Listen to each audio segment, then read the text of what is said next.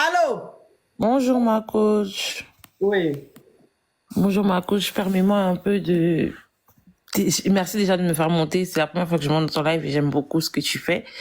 Je suis montée dans ton live par rapport à une vidéo que j'ai postée sur mes réseaux et j'ai vu que beaucoup de personnes t'avaient tagué dessus. Je sais pas si tu as vu la vidéo. C'est un appel à l'aide d'une amie à moi qui se retrouve bloquée en Côte d'Ivoire avec son petit enfant à cause de son enfant qui a attrapé une maladie rénale lorsqu'ils sont partis en Côte d'Ivoire en décembre Ma dernier. chérie, parle en code, sinon le live va être restreint. Parle en code. Déjà qu'il est beaucoup signalé, il faut faire attention. Faut pas dire les mots, faut pas dire les mots spam, s'il te plaît. D'accord. Donc, il y a une situation qui leur empêche de revenir sur le territoire pour pouvoir faire le nécessaire. On est obligé de le faire à partir de la Côte d'Ivoire.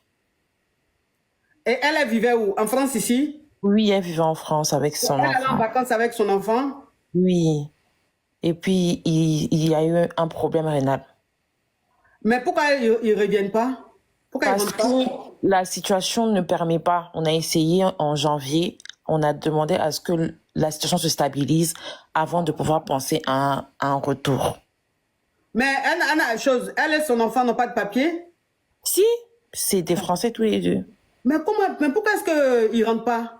Mais parce qu'on peut pas le faire. En fait, il doit stabiliser la situation de son enfant. En fait, la situation fait que s'il monte dans l'avion. Parce que l'enfant dans son état peut pas prendre d'avion. Exactement. Ah, ok. Exactement.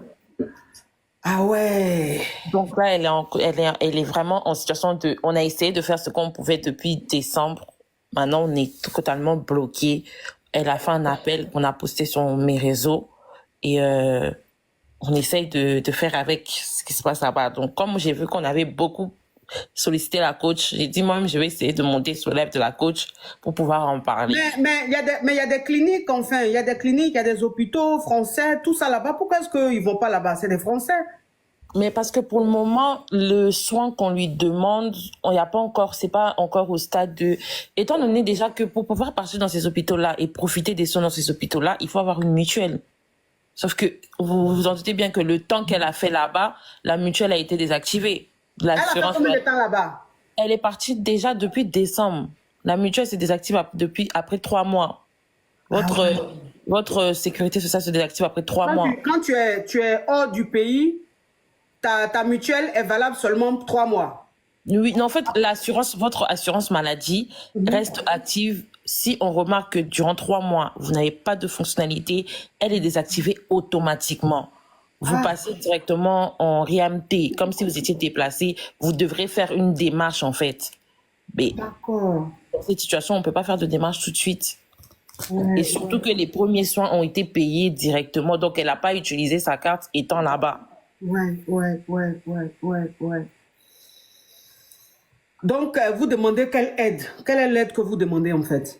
Une aide financière pour qu'elle puisse pouvoir prendre les soins. Parce que les médicaments qu'on avait donnés en premier temps, les premiers qu'on avait donnés, avaient l'enfant à rejeter. Ça veut dire qu'en gros, c'est ça qui a compliqué la situation. C'était un soin qui devait prendre 3 semaines, mais quand on a débuté le traitement a été rejeté par l'enfant, donc son corps a rejeté les traitements. Donc, ça a encore bloqué la situation. Mais qu'est-ce que vous voulez, ma chérie? Il ne faut pas trop rentrer dans les détails. Une aide financière pour qu'elle puisse pouvoir stabiliser la situation de l'enfant et demander un rapatriement. D'accord. OK. Donc, vous demandez une aide aux Ivoiriens ou au monde entier. Et est-ce qu'il n'y a pas une clinique qui peut prendre soin de l'enfant gratuitement, non? Si on en trouve une, on est preneur. Si on en trouve une, on est vraiment preneur. Pour le moment, on est en train de rechercher toutes les pistes de solutions pour pouvoir à ce que là-bas, on fasse le nécessaire. Ensuite, qu'on puisse demander un rapatriement pour l'enfant. OK, d'accord. Donc, je demande aux médecins, je demande au monde entier, aux Ivoiriens, aux cliniques, aux hôpitaux, vraiment de se pencher sur l'affaire de cet enfant et de rentrer en contact avec vous. Voilà, malheureusement, je peux pas donner de numéro ici. TikTok n'accepte plus qu'on donne les numéros, ils appellent ça données personnelles. Donc, tout ce que je peux dire, c'est tous ceux qui souhaitent aider cette femme-là, en fait qu'elle puisse rentrer avec son enfant, merci de rentrer en contact avec la jeune dame qui est là, rentrer en contact dans son TikTok, comme ça elle va vous donner plus d'informations. Donc, ton TikTok, c'est quoi, ma chérie? Mon TikTok, c'est Mademoiselle Sabou Ilunga. Mademoiselle Sabringa. Sabou, S-A-B-U, Sabou Ilunga. Ok, donc ils vont rentrer en contact avec toi. Vraiment, je suis de tout cœur avec vous, ma chérie. Merci De tout beaucoup, cœur avec vous. Et puis, je vais voir, je n'ai pas vu la vidéo. Je vais essayer de voir. S'il vous plaît, mes caviars, envoyez-moi la vidéo en inbox.